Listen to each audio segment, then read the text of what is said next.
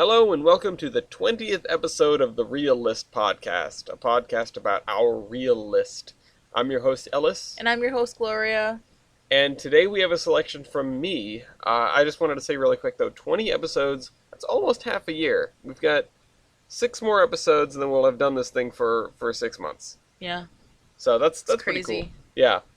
Time's flying. Anyway, this is Hot Fuzz. This is actually the second in a very loose trilogy. It's also the most successful of the three. This is the Three Flavors Cornetto trilogy, which they aren't actually related. They're only tied together because of the ice cream that shows up in all three of them. I'm not kidding. So yeah, this is a movie directed by Edgar Wright, written by him and Simon Pegg, who is fantastic. Great actor. Great everything. I mean, great actor, great writer. I mean, I loved him as Scotty, honestly. He's way too much fun as Scotty. And yeah, produced by Nina Park, Tim Bevan, Eric Fellner. Has a good number of people from movies that we had just watched, namely Hitchhiker's Guide to the Galaxy. It has Arthur Dent and Slarty Botfast, and I think one other person, I can't recall. But definitely those two, starring Simon Pegg, Nick Frost, Jim Broadbent, and Timothy Dalton, who I could have sworn that I had seen in something else, but in thinking more about it, I think I had just seen him in this movie like 15 years ago. Well, he was also in Doom Patrol as the chief. That's true. So you might have seen him in there. I might have seen him in there, but I didn't watch much of Doom Patrol. I only saw like a couple episodes that you had been watching. Yeah, this was released in 2007. That's crazy. 2007. Yeah, I know. Well, that was 15 years ago, which is probably about when I saw this movie the first time. I've said that I was way too young to see it when I saw it for the first time. I would have been, 10, 11 years old. But I still had a couple of very vivid memories of it, including the final scene where where Skinner gets his chin impaled by the... I don't even want to think about that. You were okay with all the gore in Doom, but apparently this is too much? Yeah. Maybe because it was like, oh, it's like, they're quote unquote aliens, and then this is like real people, like, like the church scene just threw me off. I'm like, oh, when it comes down and impales the reporter? Yeah. Oh my god. Oh my god.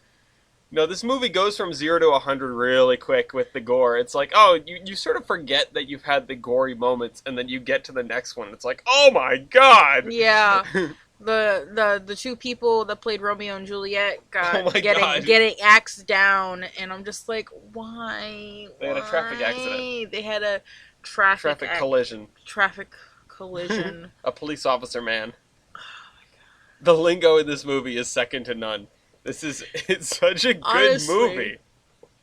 Excuse me. Honestly, I did not know what to think of this movie because, like, I've seen Shaun of the Dead, and that's all I've seen.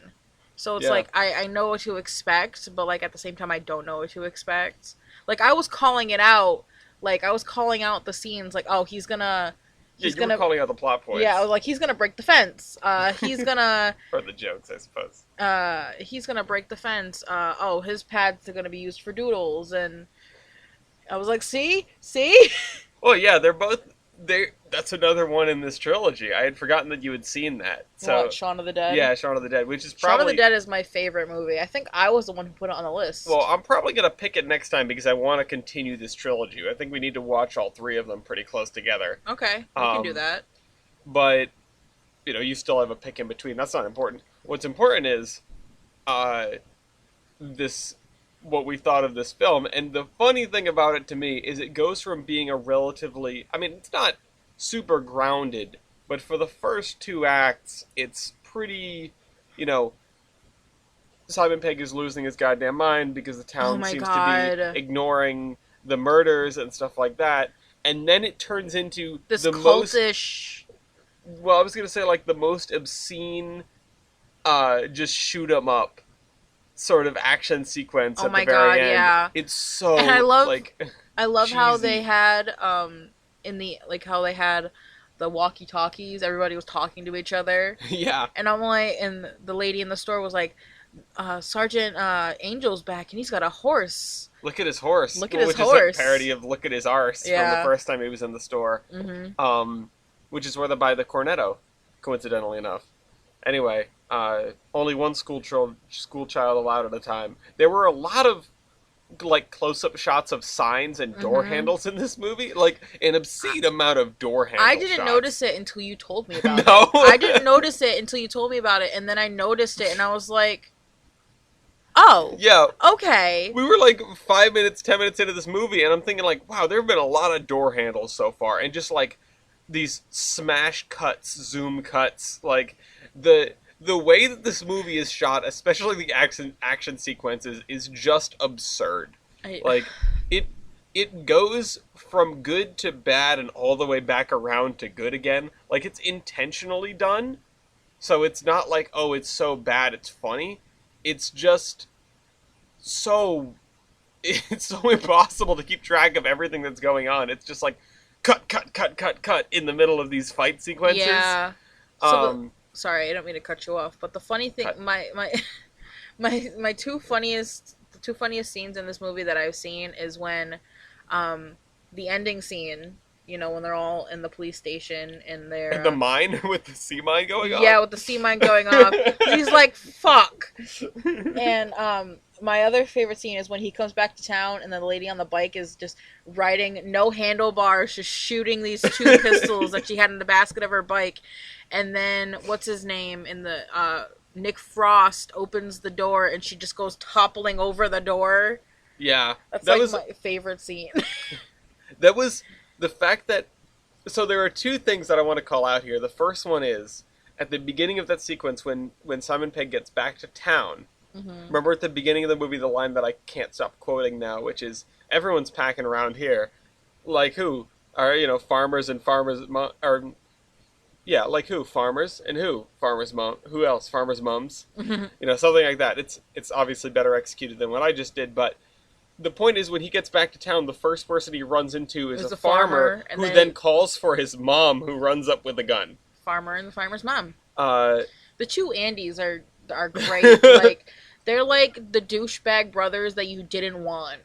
They are the most hateable people in this movie. And that's saying something considering the entire town is full of murderers. This is very true. Killing people who didn't even deserve to die. Like no. I love the sort of fake out with the whole conspiracy with the bypass, which they weave in from the very beginning of the movie, which at first I thought was a Hitchhiker's Guide to the Galaxy reference. But they weave that in. Apparently, bypasses are just a thing that you have to deal with no matter where you are. What is a bypass? It's like a hallway, like a highway. Yeah, just think about like. Because when I think of bypass, I think of like triple bypass that you do in heart surgery. No. Think of like there's a town with a major road running through it. Yeah. And the bypass they build around the town so you don't have to get stuck in downtown stopping at all the stoplights. Oh, yeah. Okay. Think of 295 versus 95. 295 is the bypass. It goes around Providence. Okay. Yeah, you need to look at maps more. Anyway. Yeah. You're gonna be driving soon. You're gonna get lost a bunch, huh? That's what GPS I'm gonna have to come and I'm gonna have to come and rescue you. I'm gonna have to make you an antique atlas in real life. An antique atlas in real life. Anyway. That's a Minecraft joke. So that was the first thing I wanted to call out. The second thing was, like, there are only a couple of scenes that I remembered from watching this as a kid. Again, one of them was the scene with the Skinner getting impaled. And two of the other ones were the two scenes with the sea mine, which is when they discovered the mine in the shed, and then when it blows up, which I did not remember it demolishing the entire police station, but I did remember it going off. I didn't, that's crazy. I also like how they had the, how everybody had a different, personality-wise. Like, you had the one guy who spoke gibberish, and you took him out... No, not that guy. No, not that guy. The guy with the guy with the mine. The guy with the mine. Yeah, the guy with the mine and the guy with the police dog who also spoke gibberish. Was that not the same guy? No. It's two different guys speaking country gibberish. Wonderful. Yeah, remember because they all three went to the house with the guy who had the mine. Oh yeah, that's right. That's right. You had both of them in the same scene together. I totally forgot about that. Yeah, I had just thought that like, wow, there wouldn't be two guys speaking gibberish, would there? Wow, that's weird that it's the same. It's weird that the crazy guy with all the guns in the mine is also on the police force. Yeah, no, it's two different people. What was I thinking? Uh, And then the evidence locker was full. When Sergeant Angel arrived, their evidence room was empty. yep. Oh my god, yeah, that's the other bit. So, the two things, which are that they're weaving the two plot lines, one of which is a red herring from the very beginning. The first one being that, what was the name of the town? Sanford. Yeah, I keep wanting to call it Somerville, but that's Ghostbusters. It's Sanford. Had no crime because they didn't record anything and nobody pressed charges on anything. Mm-hmm. And that was to get the village title, right? Mm-hmm. And the other one being the bypass, which is this huge, like, plot point, and it ties all the murders together, more or less. Yeah. But it isn't why they're happening. And they just want to have, for the greater good of the greater community, good.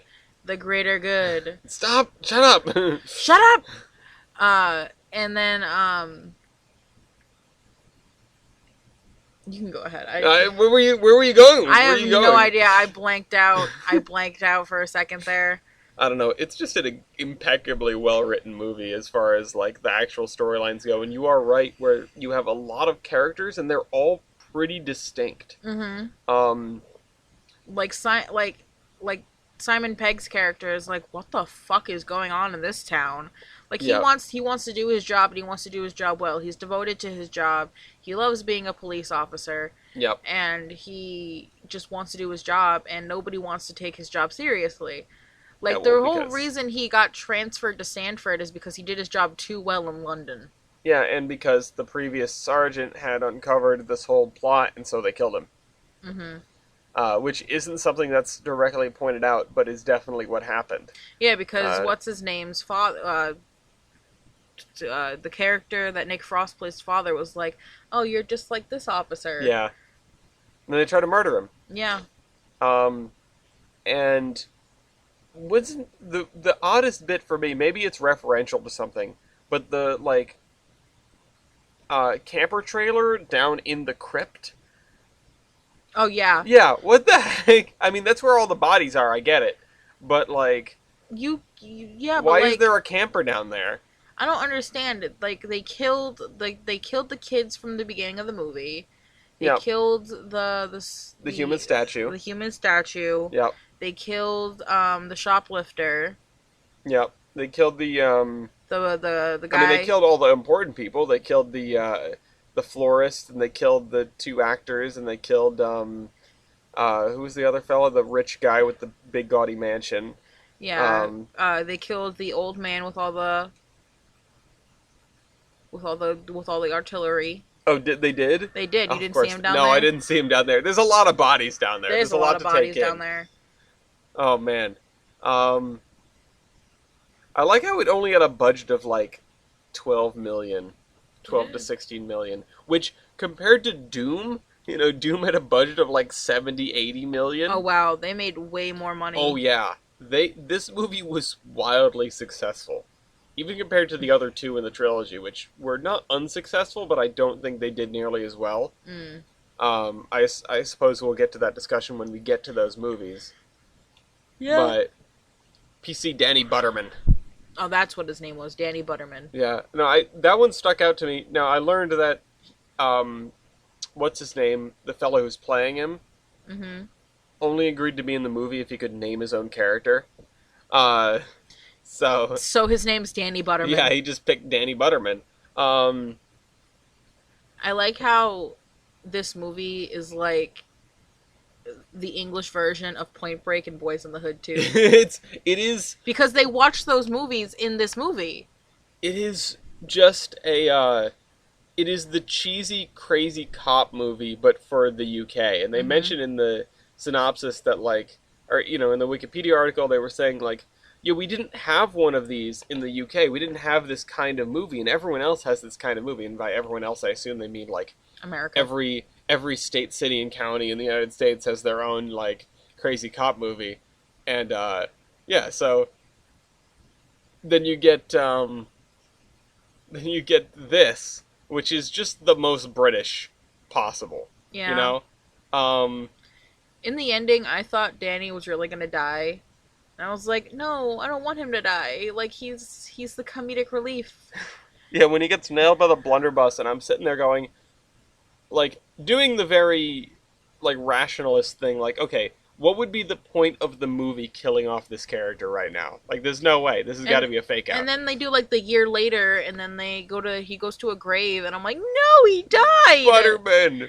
And then it's for Danny's mom who died in the very beginning of the movie. Well, not, like, you don't see her die, but, like, you know, you come into the town and she's already been gone. Yeah, which drove... So the story goes, yeah. Which kind of drove them into doing the greater good for the town. The greater good. Joe Cornish as Bob. Chris Wyatt as Dave. I love people with no last name. Alice Lowe as Tina. Tina! Peter Jackson uncredited as a criminal dressed as Father Christmas. Ah, the one that stabbed him. Yeah, hold on. That's fantastic. What do we know him from? Well, he's done a lot of things. Lord of the Rings, King Kong, The okay. Lovely Bones. Well, who was in The Lovely Bones? Oh, he was in The Hobbit as well. The Beatles, Get Back. Hold on, I just want his, like...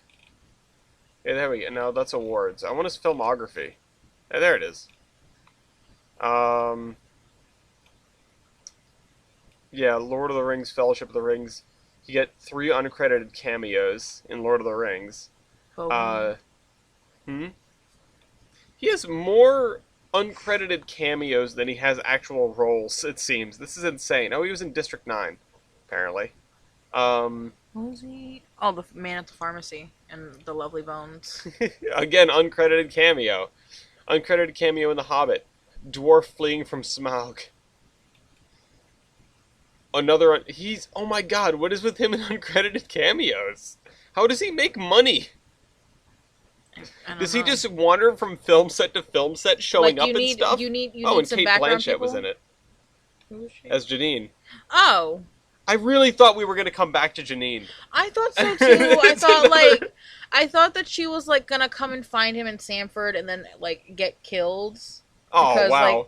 because she's like a loose end to like, you know, Nicholas Angel. Yeah, I really did think they were going to do something with her. It's kind of funny how they don't. Like, they intentionally introduce this character. You even get a scene with her. And then they don't address her ever again. Yeah. And he's just gone. I think that's, you know, I don't want to be too English teacher on this thing, but I think that's to show how divorced he is from his old life in London. He also destroys the Peace Lily, too. Yeah, by by breaking defending it over himself. Yarp's head. I'm just saying, like, symbolically, it's gone. Yeah. Maybe that's the symbol of him being able to turn off, although he definitely does not. Not turn off. No, definitely does not turn off. Garth Jennings and Edgar Wright also uncredited. What the hell? Is this just British movies? This Crack is British, cocaine addict. This is just British filmmaking. He was also, yeah. He directed Hitchhiker's Guide to the Galaxy. Oh my god. Outstanding, yeah. And he directed Sing and Sing 2. Oh. Oh. Okay. This is just exploring the world of British filmmaking. I mean, Great Britain the UK has like 6 actors in total that just exchange between all their different productions. I mean, it's only a matter of time before Simon Pegg is the Doctor. I would watch that. I would also very much watch that. But yeah. Olivia Colman as PC Dorsacher, the sole female police officer. Nothing like a little girl-on-girl action.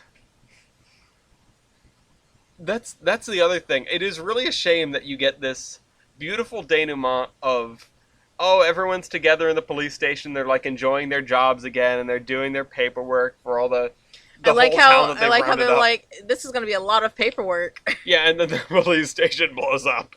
Yeah. Oh man.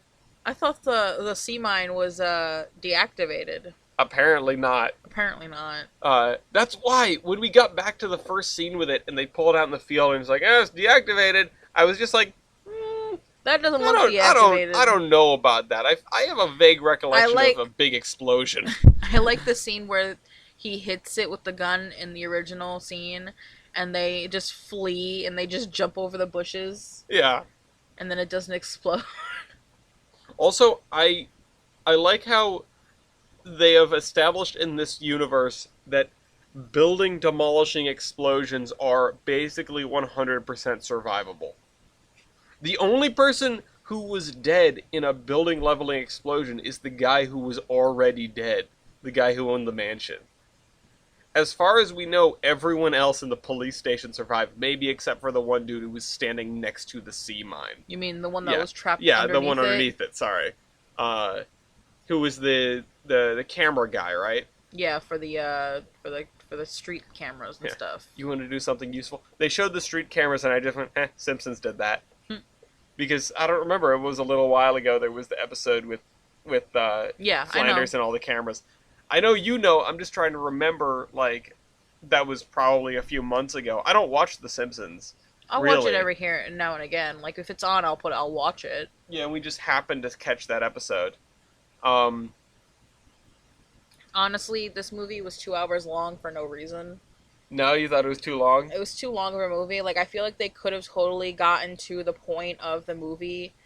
Like, it's like Space Jam all over again. Like, I like this movie, but it was too long. That's being very mean to this movie to say it's Space Jam all over again. I'm not saying it's Space Jam. I'm saying the length is too long, and it's like Space Jam. See, I don't know if I agree. I think with the amount of stuff they had to pack into this movie, there really wasn't a period in time, there really wasn't a section of the movie that I think could be so easily dropped.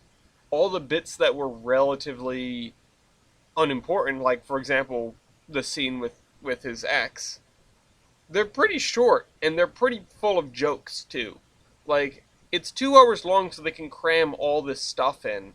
All this, like, double fake-out plot line.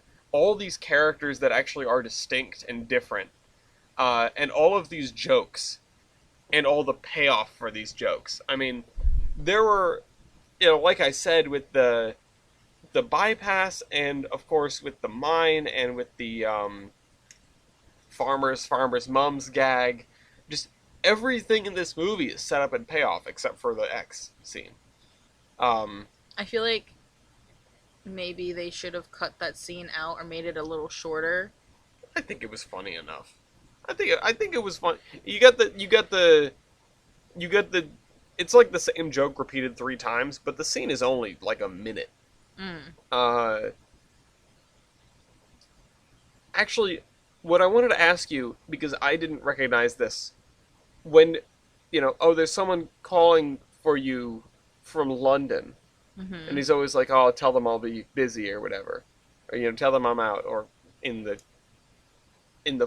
ending, I'll tell them you're busy. Did you realize who that was going to be? Because it totally flew over my head. That it was the other people? That it was the original police department trying to get him back. No, I didn't. I didn't. I thought it was the girlfriend. Yeah, that's. I thought it was the ex-girlfriend calling to be like, come back to me in London. We'll start a new life or something. And I'm like, oh, she wants him back. And then he just goes into town riding a horse and is just shooting up the place. With giant guns strapped to his back. With the container full of... Also, this man did not have the right to just turn into a action hero with this action hero with riding in on a stallion with a toothpick in his mouth, all these guns, and then turning his voice from, British comedian to British action star in 0.5 seconds, okay? There was no need for that. Oh, no, that was fantastic. I mean, I like how it establishes he has all the necessary skills to do this already. He just doesn't want to. Like, him with the firearms booth in the carnival, or whatever. Oh yeah, or when in he the just air gun clicks booth. the gun and Yeah. it just takes all the people down. Mm-hmm. Like, he's obscenely good at everything police related. And you know what the only thing we didn't get to follow up on was? Because he had those, like, courses in driving and whatever. Mm-hmm. We don't know how he knows how to ride a horse. However, he took an advanced course in, like, cycling or something. That joke was never paid off. That should have been, like, advanced horse riding. I feel like if you live in the UK, you should automatically be birthed knowing how to ride a horse. I thought you were going to say a bike. Why a horse? Because it's England. Everybody rode a horse at one point in time in England. I mean, everybody rode a horse at one point in time here, too, but now you only think about, like, Clint Eastwood doing it. Yeah, so? So, I don't know. There's a horse riding scene in Housatonic, which I need to write better. Anyway. Anyway, it's time to do our star ratings. You can go first. I'm gonna give it a solid 4. I think it was a really, really good movie. There were some bits that I'm just not a huge fan of the gore. I'm gonna give it a 3.5. Yeah. To be honest, I liked the movie, but like it was just a lot all at once, and honestly, the movie didn't pick up until the cult. That's true. There is quite a while before things start to get really crazy. Like he slowly loses his mind, and then he realizes what's going on, and he's like, "Oh, okay." And then the movie picks up, and I'm just like, there was no reason for that. You could have just probably put 2 and 2 together. It really slides from a comedy to an action movie, just in the blink of an eye. You know, it's like this it's like pushing a boulder off a cliff, where it's slowly, and then boom, he's riding in with guns strapped to his back. Yeah. He's like slowly, slowly falling into insanity, and then he realizes who the fuck he is. Yeah. Oh, the other scene that I remembered was "Stop this mindless violence," and the priest just whips out dual pistols and from his fucking cufflinks. Yeah. Out of all places, from his cufflinks, he pulls out these tiny pistols. He's got like assassin's pistols. He's and like then, straight out of Assassin's Creed. And then freaking the doctor with the gun and he loses his toes. Loses his toes, and then he's like, "You're a doctor, figure it out." And I'm just like, wow. Oh, what the hell? There was something else. There was the fucked up scene was the lady in the flower shop, and she's like, "Oh, I'm leaving," and then she gets stabbed by her own shears. As if any of the murders weren't effed up. I mean, they were pretty fucked up, but it's like, she just wanted to leave. Like, who cares? She's doing the greater good for herself. You know what would be an interesting cut of this movie? What? Without any of the stuff that alludes to them being murders until that one. You know, you don't see anything outside of Simon Pegg's perspective. Mm-hmm. That might have been able to shorten it up and make it a little bit, like, more ambiguous. Mm-hmm. Now that I'm thinking about it, you know, say you don't see Slarty Bartfast and his mistress get murdered. You just see the car accident or car collision. Slarty Bartfast was the chief in London. Oh, sorry. The dude.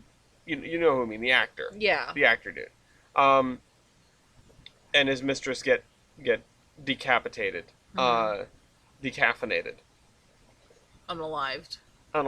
And then you don't see the thing getting pushed down onto the reporter. You just see him get nailed by it. Like, you don't see the person climbing the stairs and whatever. Mm-hmm. And you don't get a reveal of these masked, robed figures until the florist gets murdered. Because then Simon Pegg's losing his mind. Yeah. But there's much more ambiguity as to whether or not he's losing his mind because he keeps seeing murders that aren't murders, or, you know, if he's right. You know, mm-hmm. You don't know if he's right or wrong. That would be an interesting cut. I wonder how that would work out. I wonder if they could have done that. It's not like we're missing any jokes. No. You know? In those sequences. I just wish that the movie was, you know, a little shorter and a little bit more put together. I mean, it was a really good movie overall, and that's all I can say. I wish it was a little shorter, and I wish that it was a little bit more, put together. Point is, I would definitely watch this again. I would too. I'm not saying I wouldn't, but like, definitely would have to like, I don't know. We need a Goya cut. Yeah. A Goya cut of this movie. Yep. Anyway, that is it for this episode. Let me go through my notes here really quick. Which is, of course, if you've seen this movie, or if you've seen either of the other two movies, which we will get to, feel free to leave a comment about that. Subscribe so we can get to 100 subs on this channel. We need to boost it up a little bit. And you're up next. What movie you picking? We're watching Because of Winn-Dixie. Oh, that's right. Okay. The book and movie. We're not watching the book. No, but it's a book and it's a movie. Well, I'm not reading. Well, I'm not asking you to read. Well, then why'd you say we're watching the book? I didn't mean to say we're watching the book. It's also a book and it's also a movie. Bye, guys.